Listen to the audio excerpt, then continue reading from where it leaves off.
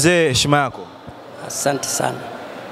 Pengine ujitambulishe kwa majina na uelezee kiufupi historia yako katika Chama cha Mapinduzi. Sawa.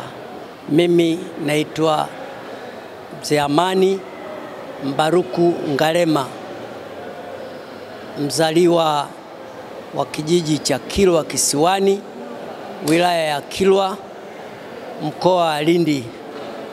Nimezaliwa 1955. Huu ni mwaka wangu wa 70 kimaisha. Nilikuwa wakati niko shule ya msingi, nilikuwa mwana TANU Youth League. Baadaye nilipomaliza shule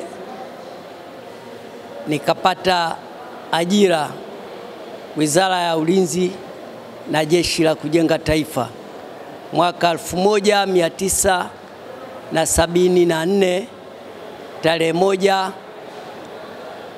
mwezi wa 7 1974.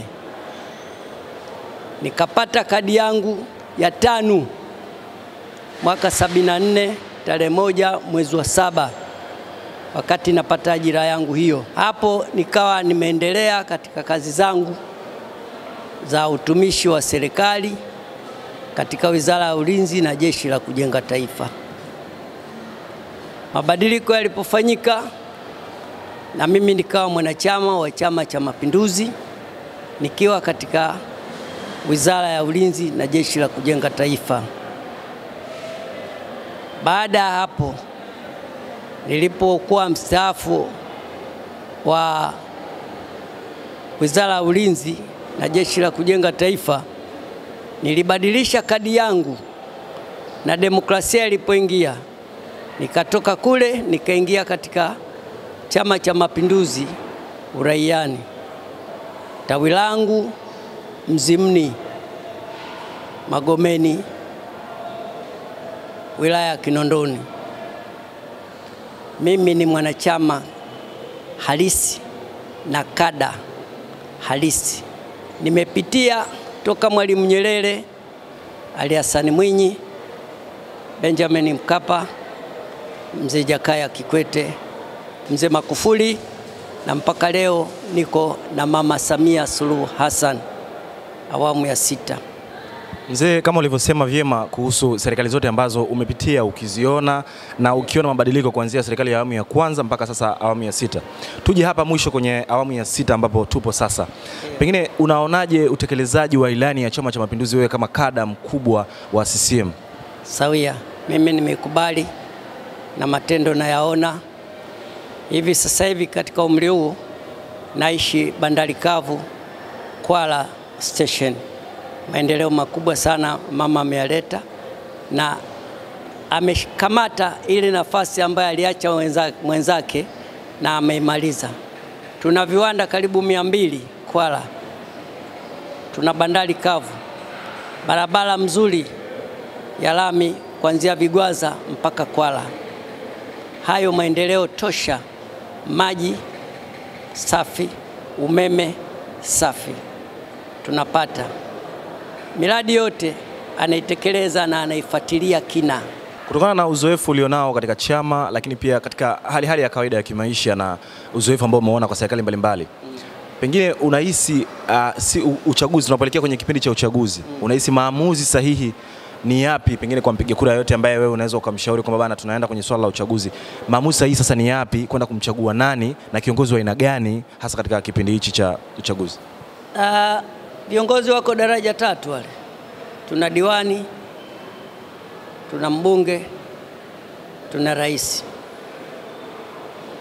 Yale ni maono ya mtu ambaye anafika kwenye boksi. Je, utakubali kukwatuliwa ipigwe penalty au utakubali kwenda moja kwa moja usipigiwe penalty? Kama mimi, maono yangu siku zote ninapofika kule ndani nasemaje? Na usemi wangu mmoja nasema, hata ukiweka jiwe mimi naweka Chama cha Mapinduzi. Kura yangu hata ukiweka jiwe mimi Chama cha Mapinduzi. Nimetoka katika jembe na nyundo mpaka nimefikia pale. Mgombea yote wa Chama cha Mapinduzi aliyokuwa kada halali hawezi kumwacha kumpa kura yake. Serikali ya awamu ya kwanza ilikuwa na mazuri yake, Yes. Awamu ya pili, awamu ya tatu mpaka ya 6. Ndiyo. Lakini kwenye pengine upande wa hapa ulipo wewe, tumekuta katika soko hili la Magomeni. Ndiyo. Pengine neema ambayo unaipata katika soko hili la Magomeni au miundombinu hii ya soko ambayo unaiona ilikuwepo zamani kwenye uzoefu wako zamani huko, kulikuwa na miundombinu kama hii? Hapana, hii tumeipata hapa awamu ya 5. Ndio tumepata miundombinu hii na tumeipokea na tunayo mpaka leo. Iko safi. Na maboresho tunazidi kuyaona hapa, yanazidi kuendelea. Yes. Iko safi. Pengine wananchi wa eneo hili wananufaika vipi na soko hili? Wananufaika kwanza kuja hapa kufanya biashara zao kwa usalama, si jua wala si mvua, na acha wao tu. Tuna ukumbi juu kubwa tu, unachukua watu karibu 1000. Nafanya pale maharusi, mikutano ya kiserikali, mikutano ya watu binafsi, mambo chungu mzima, ngumi huko juu. Haya ni mafanikio makubwa sana katika awamu ya 5 na awamu ya 6. Mafanikio makubwa sana.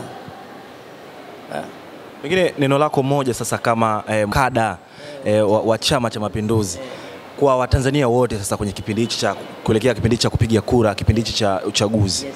Nachotoa mimi kwamba wale wenzangu wenye umri kama mimi, inawezekana wao wana nia zao zingine, lakini nachowaomba kwamba kila Mtanzania aliyojiandikisha kupiga kura akamchague